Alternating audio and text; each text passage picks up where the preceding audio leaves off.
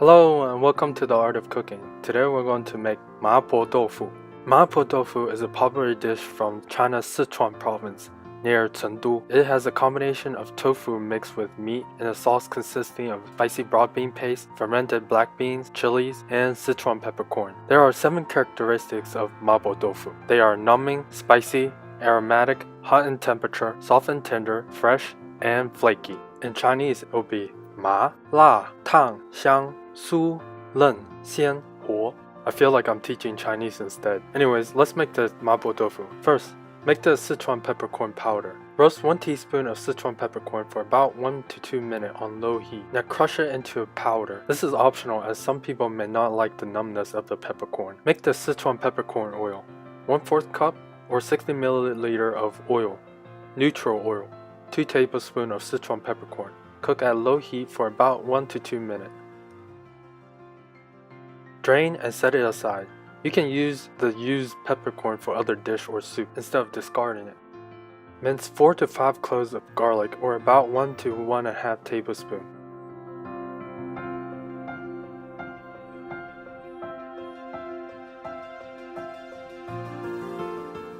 Mince 1 to 1.5 teaspoons of ginger.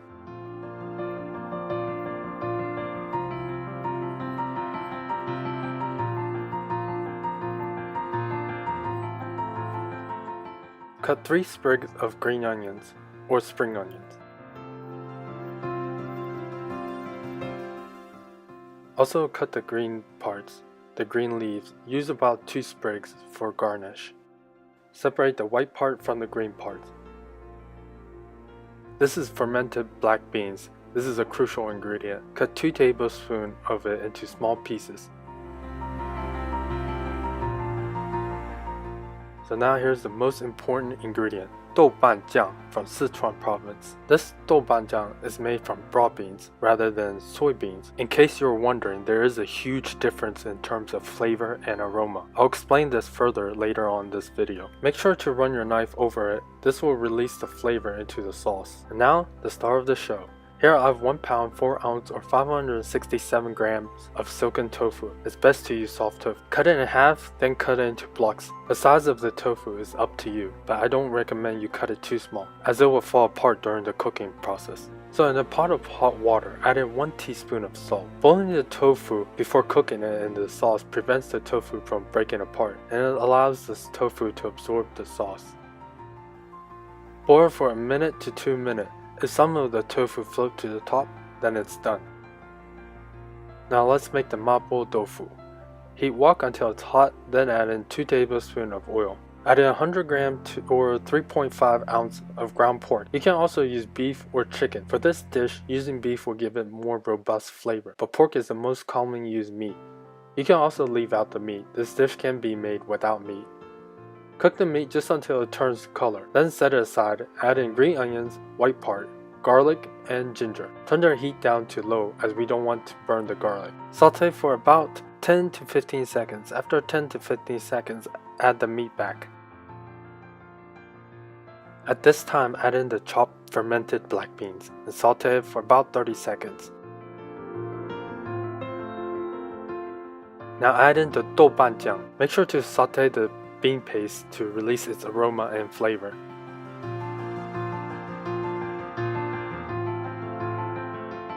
This is what it should look like. Add in 1 cup or 237 milliliter of unsalted chicken, vegetable stock, or water and stir. Make sure to stir completely. It'll turn really red. Add in 1 tablespoon of red pepper powder or chili powder. 2 teaspoons of chili oil, optional but recommended. And 1 teaspoon of the Sichuan peppercorn oil. Stir. Now add in the tofu. Turn the heat to medium and let the tofu absorb the sauce. Cook the tofu in the sauce for about 2 to 3 minutes. Pour the sauce on top of the tofu. Don't stir. Using a ladle, push the tofu in a forward motion. Now we didn't add any salt to this dish because the black beans and the 豆瓣酱 already has salt in it, so we do not need to add any salt to it. However, we're going to add 2 teaspoons of sugar to balance the flavor and 1 teaspoon of soy sauce just to give it some umami taste. Sorry for messing around. So let's make the slurry. 1 teaspoon of potato starch or cornstarch and 1 teaspoon of water and mix. Pour the slurry into the sauce. This will make the sauce cling to the tofu. And lastly, add in 1 teaspoon of sesame oil just for added flavor and aroma, and push the tofu in a forward motion several times to mix it. Now it's time to plate. Okay, back to the topics of broad beans over soybeans. The broad beans have a much earthier taste to it and the flavor is more intense.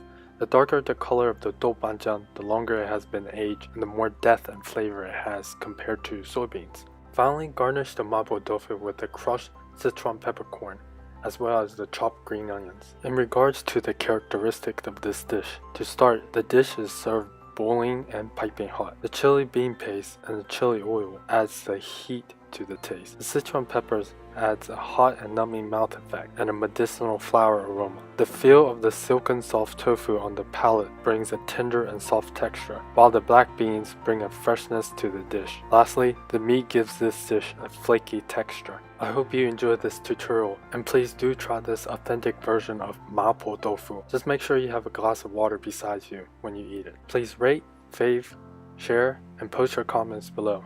Thank you for watching.